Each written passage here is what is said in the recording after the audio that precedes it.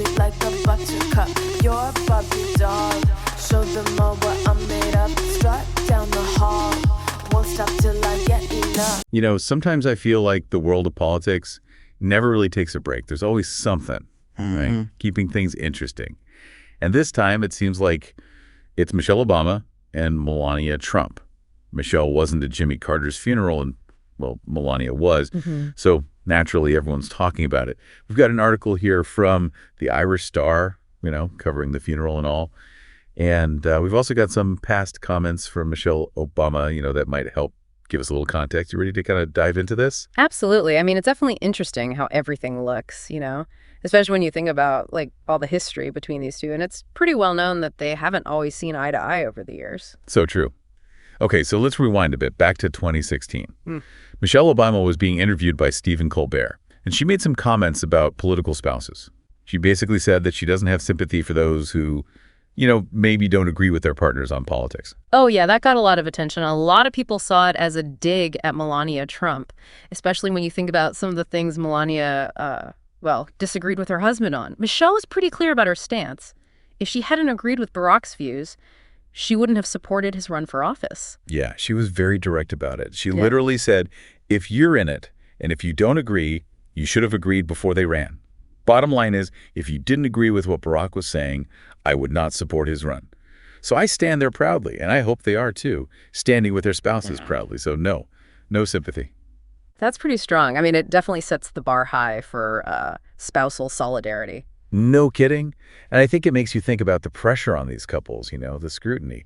Are they really expected to agree on absolutely everything? Or is there space for them to have their own individual beliefs, even within a political marriage? It's a good question, especially when you remember that Melania publicly disagreed with her husband on at least one major issue: abortion rights. Her memoir actually takes a pretty strong pro-choice stance. She wrote, "Restricting a woman's right to choose whether to terminate an unwanted pregnancy is the same as denying her control over her own body. I've carried this belief with me throughout my entire adult life."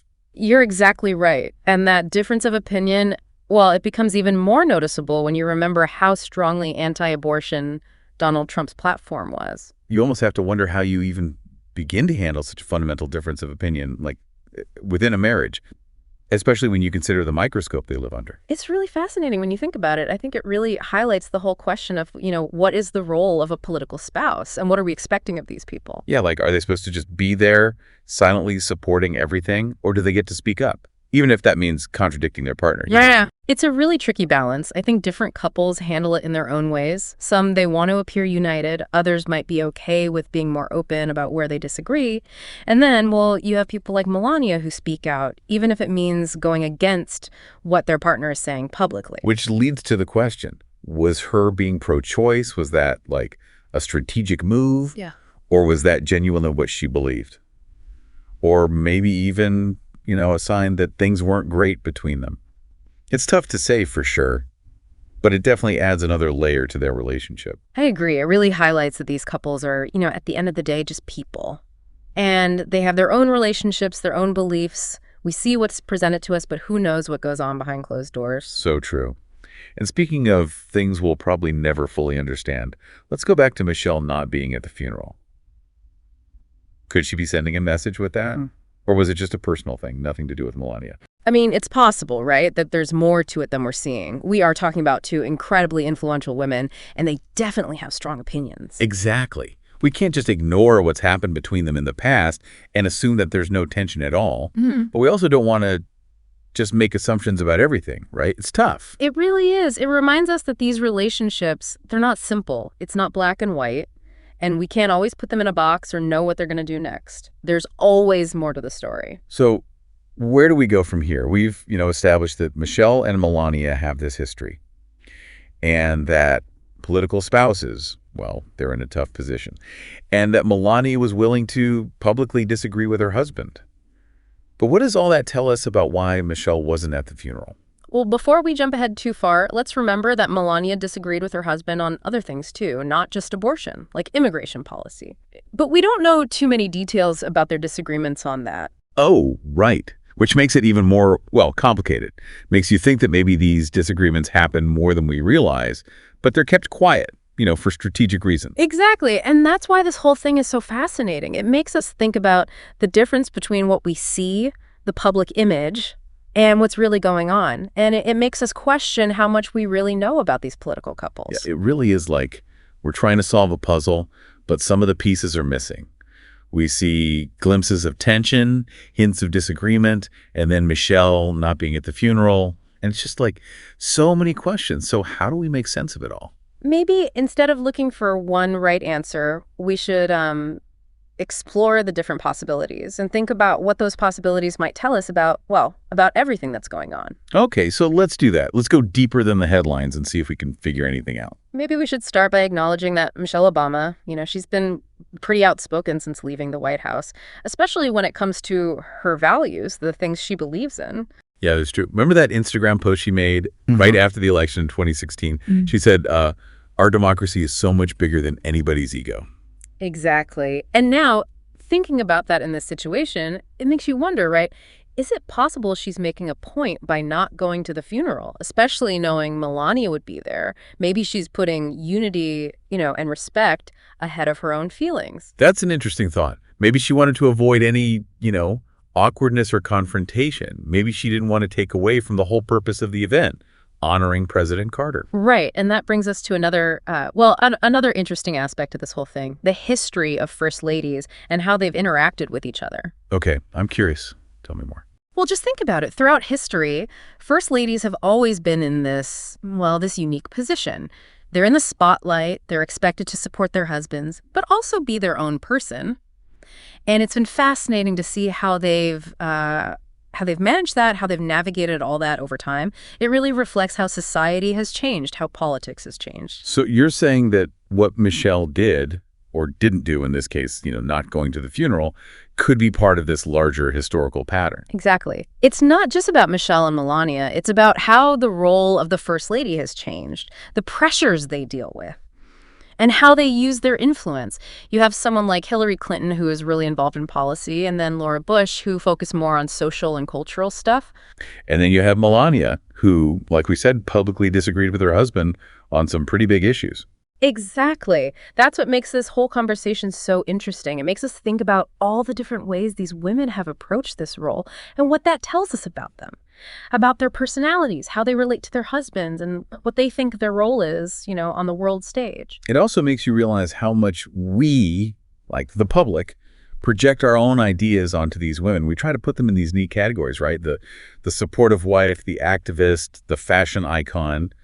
But it's obviously a lot more complicated than that. Oh, for sure. And that complexity is what makes them so fascinating, right? They're not just characters in some political drama. They're real women with their own beliefs, their own ambitions, and their own, struggles, I'm sure. Which brings us back to Michelle not being at the funeral. Right. It's easy to think, oh, it's a calculated move. She's snubbing Melania. The feud continues.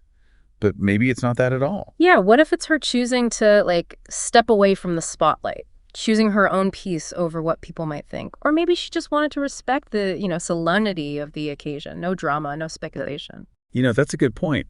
It's easy to forget that they're real people with their own emotions, their own things going on.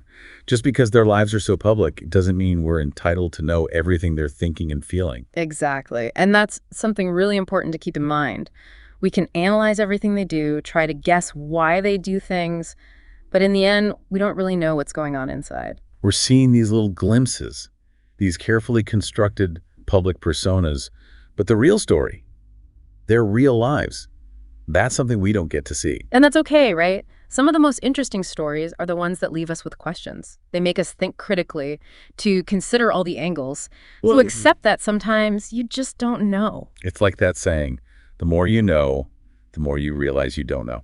And honestly, that's how I feel right now. The more we talk about this, the more I realize, wow, there's a lot we don't understand. And that's what's so great about it, right? It keeps us thinking, it sparks our curiosity, it makes us want to learn more. I definitely got a lot to think about now. I'm seeing this whole situation in a new light. I'm glad to hear that. And I think that's what a good deep dive is all about, right? To open our minds, challenge what we think we know, and to leave us wanting to know more. Okay, so we talked about the historical stuff, the pressure on these couples, and how maybe Michelle not being there at the funeral, well, maybe it's more complicated than we thought. So now what? How do we put all this together? How do we reach some sort of conclusion. Well, instead of trying to find one single conclusion, maybe we should think about the bigger picture. What does this whole conversation tell us about how we see public figures, especially, women in positions of power? You're right. We definitely hold them to a different standard, don't we? We analyze everything they do, every word they say, their relationships, but we don't always, give them the same understanding that we would someone we know personally. It's true. It's like we forget that they're human. They're going to make mistakes, have bad days, just like anyone else. But we expect them to be perfect, to always do and say the right thing, to be everything we want them to be. And when they don't, we judge. And it's strange, because in other situations, we actually like that, right? When people are open and honest about their struggles, about not being perfect. But for some reason, when it comes to politicians, we don't have that same, compassion. It is a double standard, and I think it's something we really need to be aware of, especially now with social media and the news, constantly being in our faces. It seems like every little mistake is blown way out of proportion. Yeah, we're creating this impossible standard for them. And in the process, we're forgetting that they're human, that they have the right to be human, to mess up, to not be perfect all the time. Exactly. And it's a shame because when we do that, when we dehumanize them, we're also dehumanizing politics itself. It becomes all about, winning and losing, attacking the other side, instead of being about working together, trying to solve problems and create a better future. You're right. That is an important point. It's so easy to just focus on the drama, on all of the back and forth. But we have to remember there are real people involved, people who are just trying to deal with a complicated world. And maybe if we can start seeing them as people, as human beings, with all their flaws and everything, maybe then we can start having better conversations about the things that divide us. I really like that thought. Seeing past the labels, the politics, and just recognizing that we're all human at the end of the day. I agree. And I think that's a good place to move on to the last part of our deep dive. We can kind of tie all this together and leave you with some things to think about. Sounds great to me. Let's do it. So we've talked about a lot, haven't we? Michelle Obama and Melania Trump, the tension that's been there, what it's like to be married to a politician, how everyone's watching you all the time, and what people expect from first ladies. Yeah, we've covered a lot of ground. And we talked about how Michelle not being at the funeral, well, maybe it's not as simple as it seemed at first. And maybe there are things we'll never really know, all the reasons why. Exactly. And I keep coming back to this idea that, we need to be a little more humble, a little more curious about these situations. Oh, definitely. It's so easy to, assume we know everything, to judge too quickly, to try and fit these complicated people into, simple stories. Because honestly, we rarely have all the facts, right? We just see these little pieces, and then we try to make sense of them. And how we do that, how we interpret things, well, I think it should come from a place of trying to understand each other, being willing to see things from different points of view, and remembering that, in the end, we're all human, even the most powerful people. So, after all of this, where do we end up? What are the most important things we've learned?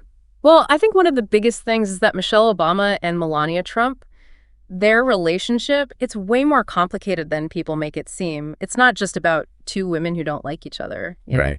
There's so much history there, all these things that have happened that have shaped how they interact. And we'll probably never know everything about how they feel or why they do what they do. Another thing we talked about, the role of the First Lady, it's always changing. There's no rule book, no right way to do it.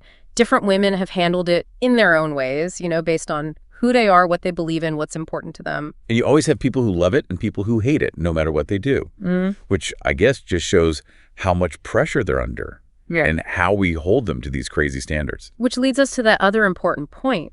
We need to remember that these are people. It's easy to get caught up in all the political stuff, the gossip, the fighting, but they're real people with feelings and problems just like us. And we should try to be understanding, even if we don't always agree with what they do. Exactly. So as we watch all this play out, all the political stuff, let's keep that in mind, right? Let's be curious, try to understand each other, be a little kinder. And remember that there's always a story behind the story. Yeah. More going on than we might realize. Thanks for joining us on this deep dive. It's been great talking about all this.